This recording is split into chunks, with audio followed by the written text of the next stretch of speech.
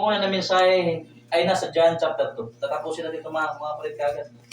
Sapagkat nais ko na tayo ay mabusog sa ating mga spiritual na mga buhay, blasingan tayo ng Ginoo ng adlaw.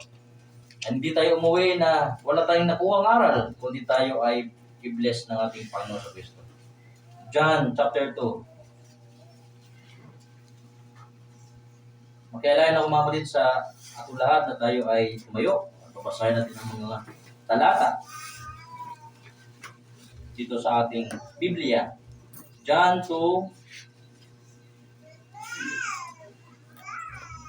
chapter 2 verse 12. Nandiyan na po kayo mga kapatid. Nais kong basahin sa wikang waray. At least ay mga kapatid nating di nakaunawa sa wikang Ingles ay makasabay sa atin. Verse 11. John chapter 2 verse 11 following. Sabi dito, ginbuhat ni Jesus ining nasyahan ng iya mga milagro dito ha Kana, ha Galilea. Igin padayag niya dito ang iya gahom. Ngan tinmuo ha iya ang iya mga tinunan. So ano ini nga milagro? Kung babasahin niyo pa atas, yan yung tubig ginimo niya nga bino. Yung tubig ginawa niyang alak. Yun yung milagro na yun. So verse 1 hanggang verse 10. Verse 12. Katapos ini, napakadto ha Capernaum ni Jesus, an iroy ngan an kabugtuan niya, pati ang iya mga tinunan nga nagpapili nila ditohin pila kaadlaw. Verse 13. Hirani ay naan piyesta an paglabay an mga Hudiyo. Sanglit napakadto Jesus sa Jerusalem. 14. Pinkitaan niya dito ha templo ang mga tao nga nagbabaligya in mga baka, mga karnero, ngan mga sarapati, ngan an mga parabalyo in kwarta nga nanlilingkod sa pitan ira mga lamesa. Verse 15. Naghimo Jesus hinlatob tikang hin mga lubid, ngan gintabog niya ang nga tanan nga mga hayop nga tuha gawas ang templo. Pati ang mga karnero ngan mga baka, ngan pinanmalintong niya ang mga lamesa, ang mga parabalyo in kwarta, ngan ginpasarang niya ang ira mga sensilyo. 16. Ngan ginsugo niya ang mga parabaligyan, mga sarapati. Kuha niyo inidinhi. Ayaw niyo paghimuang nga tabuan ang balay na ako namay. 17. Nahinumduman iya mga tinunan nga nasiring ang kasuratan. Anak kon tinuod nga pagmahalhan imo balay o Dios. Naglalaga haakot kasing-kasing sugadhin kalayo. 18. Ginayat Jesus ang mga punuan nga Hudiyo. Ano nga milagro ang ipapakita mo haamon? In pagpasabot nga may adak ka katungod in pagbuhat ini. 19. Nagbato ni Jesus, bung kaganiyo ini nga balayan Dios. Ngan titindugon ko liwat sulod din tulo ka adlaw. 20. 46 katuig ang pagtindog ini nga templo. Ngan titindugon mo ini sulod lahin tulo ka adlaw, nagpakian na hirap. 21. Kundi ang templo nga karuyog sigmo ni Jesus, amo ang iya lawas. Pagpalain din ng Diyos ngayong umaga sa pamagitan ng kanyang mga salita. Pagpalain tayo ng mga kapatid ng Panginoon. Makaupo tayo. Mga kapatid, ang ating binasa ay masasabi nyo, ito yung part na si Jesus Christ na sina. So tingin ko, ito lang yung part sa kanyang ministry na hiyagod na sina. Alam niyo mga kapatid, ang ating Panginoon ay imahe ng pag-igugma. Kung pag-uusapan natin si Jesus Christ, siya ay puno ng compassion, kaluoy, adahay tanan nga maupay nga mga karakter ng attitude sa paglilingkod. So pagkat alam natin sa ating pag-uusap galing ng umaga, sa ating Sunday School, si Jesus Christ ay Diyos. Kung ano ang Diyos, ang mugap si Jesus Christ. Kung ano ang katangian ng Diyos, ang mugapit katangian ni Jesus Christ. Pero dito sa binasa natin, mga kapatid ko, pinakita dito, sa binasa natin, ito yung pinakasyahan niya ng public ministry. Meron tinatawag si Jesus Christ na private ng public. Pag sinabing private, iyala, nga naniya mga tinunan, o niya iroy. Halimbawa dito sa chapter 2, makikita natin dito, na umatin sila sa kasal. Yung naubusan ng bino, naubusan ng alak, si Jesus Christ sa iya kaluoy, nga waray na handa, itong kasal, naghimo iya. In bino, pinagihit tubig. Okay? Tatawag yan private, privado, na sila lang. At pagdating dito sa binasa ring ng mga talata mga kapatid, tinatawag yung public adto na hiya sa gawas. Na sa ating context na ating binasa, adto hiya templo. Sabagat ang ating Panginoon sa mga kapatid, na natong Ginoo, siya ay matinumanon si balaod. Sa tuwing mayroong, sabi dito sa ating binasa, fiesta eh. Sa mga English na Biblia, Passover. Ang Passover mga kapatid ay pinagdiriwang ng mga Hudiyo kada tuig. Kada siyahan nga bulan kada tuig sa aton January. At kanila yung pinagdiriwang. Ang piyesta ng Pasko ay pinagdiriwang ng mga Hudiyo tuwing siyahan nga bulan kada tuig. At ang Panginoon natin, tungod kay hiyaan katuparan ng kasuratan, iya ginsunod tanan nga balaod. Saan lit si Kristo nakadto? Sa verse 12, makita natin na iya upot pagkadto, sino man? Si Mary, aniya Iroy, aniya kabugtuan, aniya mga tinunan. Amen no mga kapatid ko. Si Jesus Christ aktibo iya sa buroto na niya amay. Aniya pagministeryo, nagtikang iya sa piyesta ng Pasko, iginray sang iya cross, piyesta gyapan Pasko. Siya ang Passover. Kung maalala niyo yan yung paglabas nila sa Egypt. Nag-discuss ako sa labas mga kapatid, brownout yun. Ito yung lesson natin, Passover. Na kailangan yung dugo ng tupa ipahid sa labas ng mga pinto. At kapag dumaan yung anghel ng kamatayan, yung ira suwag sa ira pamilya, hindi rin mamamatay, kundi matalwas. At yung dugo na yun sa mga hamba ay simbolo ng kamatayan ni Kristo sa krus. Na ang dugo ni Kristo ay tumulo, di ka nga niya agtang, di ka nga niya wala ng tuong nga kamot. Yun ang dugo ng Passover. At ang Panginoon nandun palagi sa templo upang siya ay makidiriwang sa paghahalad ng mga tupa. Yung ginagawa ng mga Hudyo mga kapatid. Ang population ng Jerusalem sa panahon nito mga kapatid, ayon sa kasaysayan, pumunta si Jesus Christ doon, merong 250,000 katao sa loob nun. Imagine nyo, isang city, nakatira doon, nakaroon, 250,000. Kada tao doon maghahalad ng tupa. Kaya dito makikita nyo mga kapatid, merong nagbibenta. Verse 14. Pasay natin, balik tayo. Sundan nyo mga kapatid, base tayo mabless ng Panginoon. Sundan natin ating mga binibigay na verse para ating masundan. Hingkit aniya dito at templo ang mga tao nagbabaligyahin mga baka. So, mga halad, mga hayop. Baka, mga karnero, ng mga sarapati. Ngayon mga parabalyohin kwarta nga nanilingkod sa pitanira mga lamesa. So, yung halad ganito at templo, hindi kwarta. Kundi, literal nga iragin iihaw ang mga hayop ng iragin susunog. Kung may danahoron sa Jerusalem nga 250,000 katao, lahat yon maghahalad. Hawak pa, mga tao na mabisita dito tungod kay piyesta.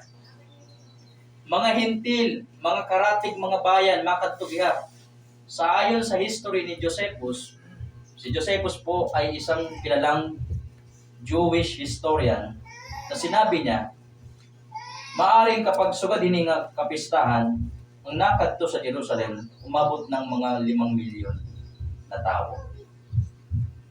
250,000 na oron nga to, maghahalad tanan, makadto pa mga karatig bayan, so mga 4 million plus na tao makadto, buruot nga to.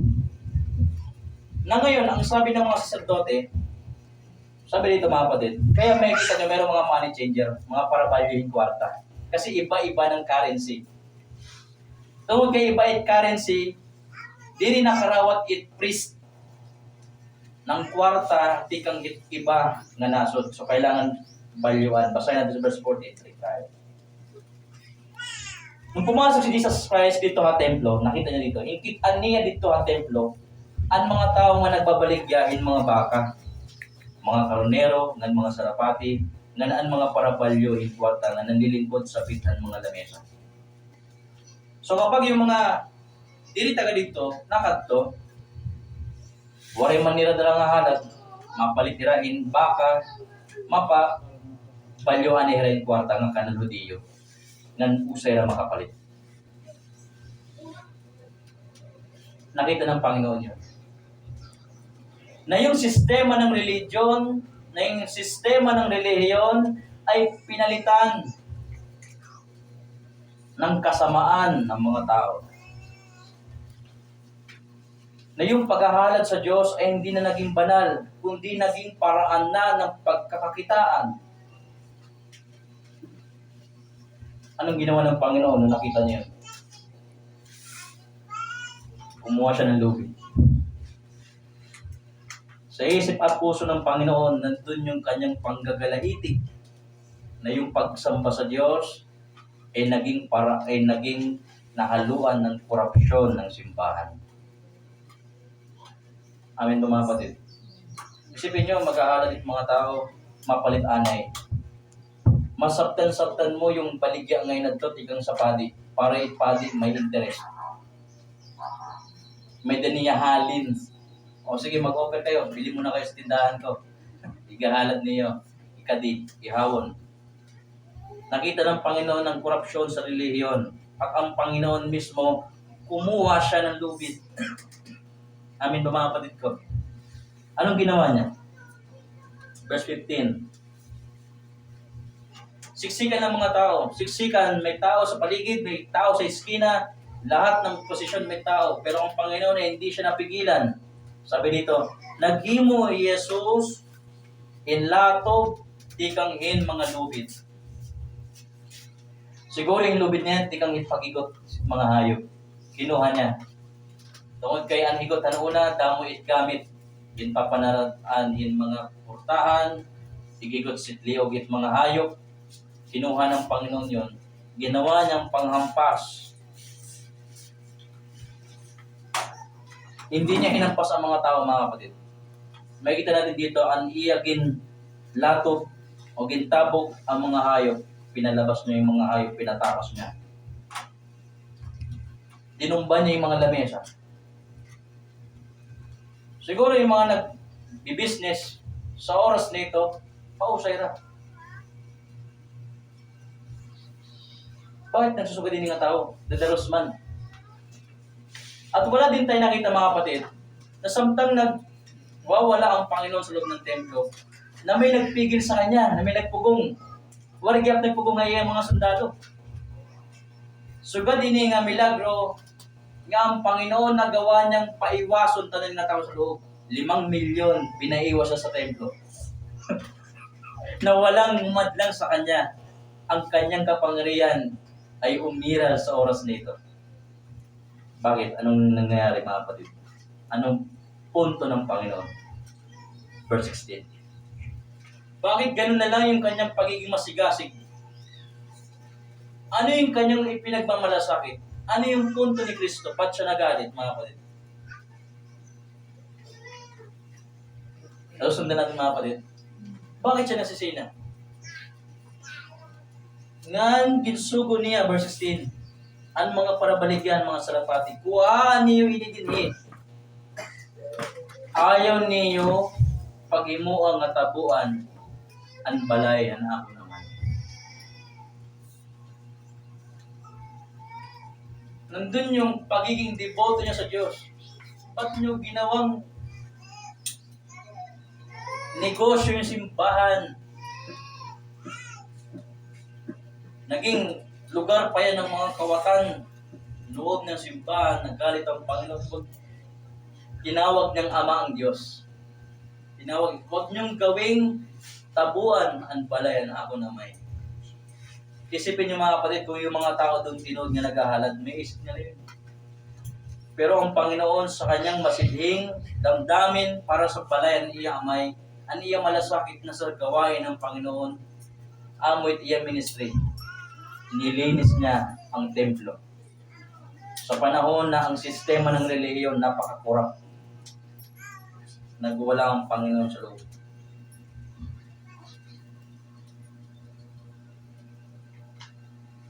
Amen mga kapatid. Ang Panginoon natin ay banal. At kung merong ipinagmamalasakit si Kristo, gawain niya. Sa Panginoon natin mga kapatid, maisip nyo, kung talagang Diyos si Kristo, ba't niya sinira yung kabuhayan? Hindi nyo pa naisip yan? Kung mahal ni Kristo yung mga tao, bakit yung mga may kabuhayan dito, pinaiwas niya? May isip natin mga kapatid, na mahalaga ang gawain ng Diyos. Na hindi pasukin ng korupsyon ng sanlibutan. Nabisan mismo itpadi, sumiring din eh. Basahin natin. Verse 18. Verse 18. Sumiring yung padi. Ginaayat ni Jesus ang mga punuan ng Hudiyo. At kung ginagawa to, alam nila sa konsensya nila eh. Alam nila sa konsensya nila na mali yun. Pero tinatanong nila sa Kristo. Ano nga milagro ang ipapakita mo amo ni pagpasabot nga may adag kang katungo din pagbuot ni? Bigla kang dumating, Jesus Christ, tapos bigla mo nalang pinaiwas yung mga tao. Sinirang pa yung kapabuhay. Ano yung milagro mo? Anong sabi ni Kristo, verse 19? Nagbato ni Jesus, buong kaganiyo ini nga palayan Diyos, nagtitindugon ko liwat sulod ding tulungan lang. Ano yung balayan Diyos na yun? Verse 21. Kundi ang templong kuroy sigo ni Jesus, amo ang iyalawas. Nilinis ni Kristo ang sistema sa loob ng templo. Ayaw ng Panginoon ng korupsyon. Ayaw ng Panginoon ng kawalan ng galang sa kanyang pangalan. Kung mayroong deboto si Kristo, ayaw niya ng pangalan ng Panginoon hindi ginagalang. Adik si Kristo sa himaya ng Diyos. Amen. Gusto na ang Diyos kinihimaya sa banal na pamamaraan. Amen ba mga kapatid? Tingnan nyo, verse 17, ano nangyari kay Kristo? Verse 17. Sana may nakukuha tayo ng araw. Anabon, tinuod nga pagmahalan ni mo balay, O Diyos. Naglalaga haapon kasing-kasing, sugadin kalayo. Si Kristo lumusot ikang langit para talwason ng mga tao. Dumating din siya para ituwid ang kasalanan. At dito, sinabi dito, nagdalaga ang kasing-kasing niya ang pagmamahal sa balayan Diyos. Ito ang ating kailangan sa panahon ngayon, mga kapatid ko. Lahat ng Kristiyano ay maging kagaya ni Kristo, na magkaroon na nagkikinalayo ng malasakit para sa gawain ng Diyos. Malasakit para sa gawain ng Diyos. Malasakit para sa gawain ng Diyos. Pagmamahal para sa balayan ng Diyos. Or else, mga kapatid, kung ang ating pagsamba ay kagaya lamang ng mga tao na pupunta doon at sila ay hindi seryoso ang nilang ginagawang pag-aalagad, kung lumusod ang Ginoo sa mga simbahan sa oras na ito, sigurado ang Ginoo magbabalag yan. Kung si Kristo lumusod sa mga simbahan niya na, magsusugad diya otro. Why? Hindi na ganon karelihiyoso ang mga nanimba sa iya.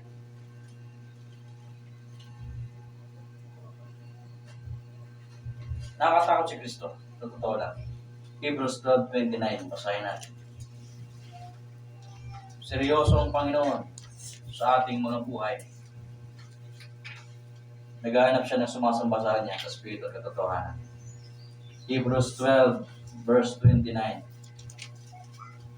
Ang Diyos ay kagaya ng apoy. Ang Diyos ay kagaya ng apoy. Ano sabi? But Kimson, ba't pwede pa ipasa Tagalog? Hebreo 12:29. Hebreo 12:29. Sapagkat ang ating Diyos ay isang tumutumpok na apoy. Amen. Kailangan mga kapatid ko, sampahin natin ang Diyos sa kanyang pamamaraan. Maraming uri ng pagsamba. Pero ang tinatanggap ng Diyos sa pagsamba, yung anong paraan niya na binigay sa atin. So, bagat kung sumamba tayo sa pamaraan ng ating sarili, ito ang nararamdaman ng Diyos. Naglalaga niya kasing-kasing.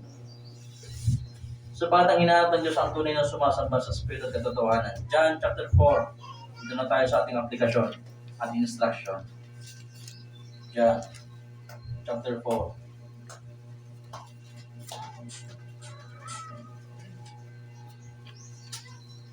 Verse 23.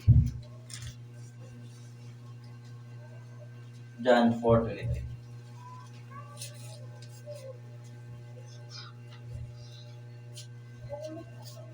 Ano yung inahanap ng Diyos?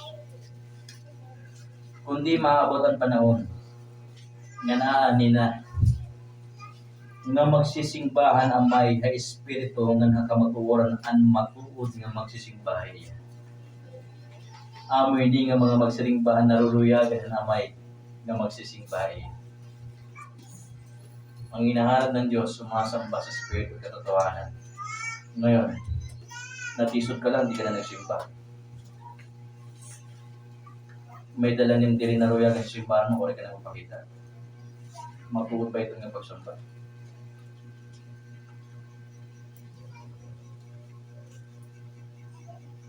Totoo lang, yung minsan may mga member na hindi nakikita itong bagay na ito. Akala nila yung pagsamba, laro. Kung nandito si Kristo, magwawala si Kristo eh. Ang pagsamba sa Diyos ay isang banal na bagay. Sapagat dyan bumabagsak ang ating pananampalataya. Matthew chapter 28, mga kapatid. Ang tunay na nakakilala sa Panginoon, sasamba sa Kanya. Amin ba? Kung nakita mo ang Diyos na banal, nakupo sa Kanyang trono, luluhod ka. Kupo sa ang luluhod. Matthew 28. Matthew 28. Verse 19. I'm sorry. Matthew 28, verse 17. Matthew 28, verse 17. Ada na mo mga kutuan. 28, verse 17. An pakakita ni Rahaya. Ginsing ba iyanira. Nung nakita ng mga disipulo si Kristo, sumumpa sila. Kaya makuri, nasring ka, kilala ko si Kristo, na hindi mo siya sinasampa. Kasi ang tunod nga nakakita kang Kristo, sabi dito, ginsing ba niya, tira. Gising ba hiya nira. Bisan kun may adahira nagluwa-duwa. Verse 18. Hinmara ni Jesus nan ginsining gira. Ginataga ako ng ingatan ng gagawong halangit nga natunan.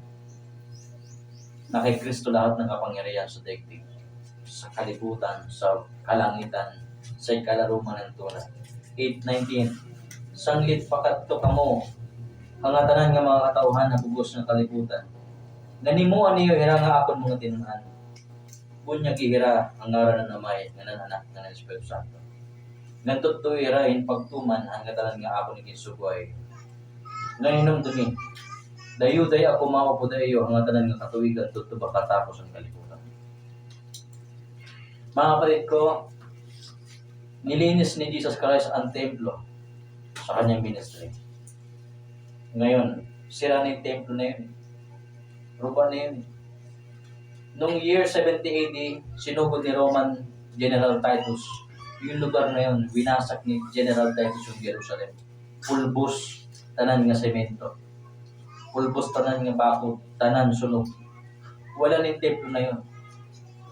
Nakita natin na ang templo ng Panginoon sa panahon natin, ang church. Kaya kung mayroong lilinisin si Kristo, ang iglesia niya.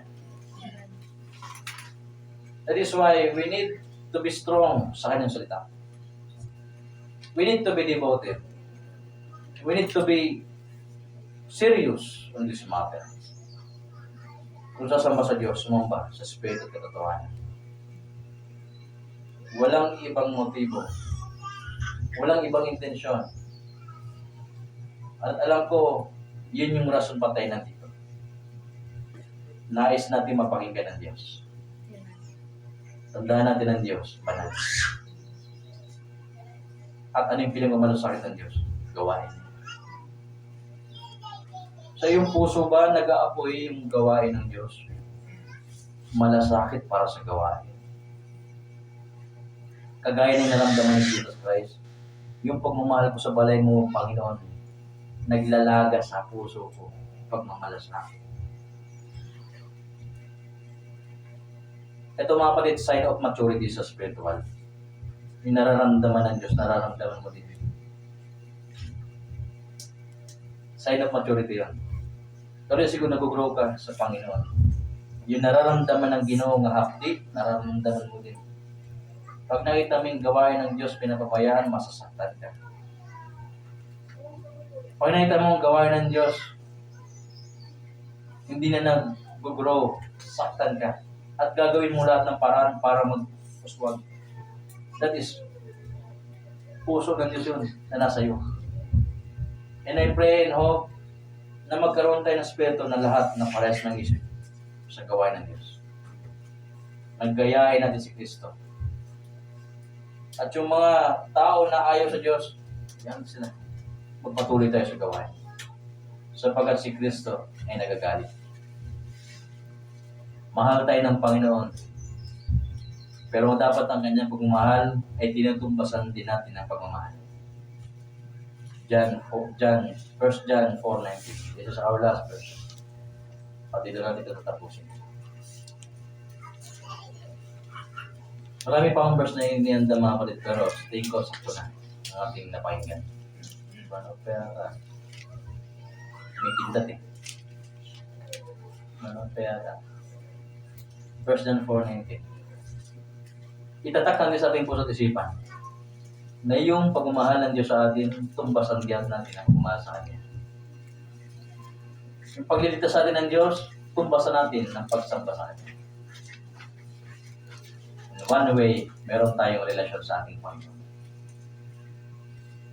1 John 4:19. And after this, mag-pray na tayo. Bilang closing prayer. 1 John 4, verse 19. Ano sabi ng Biblia? Nahigugma kita kay una ang Diyos. Humigugma ka aton. Salamat sa salita ng Panginoon. Magdasal tayo.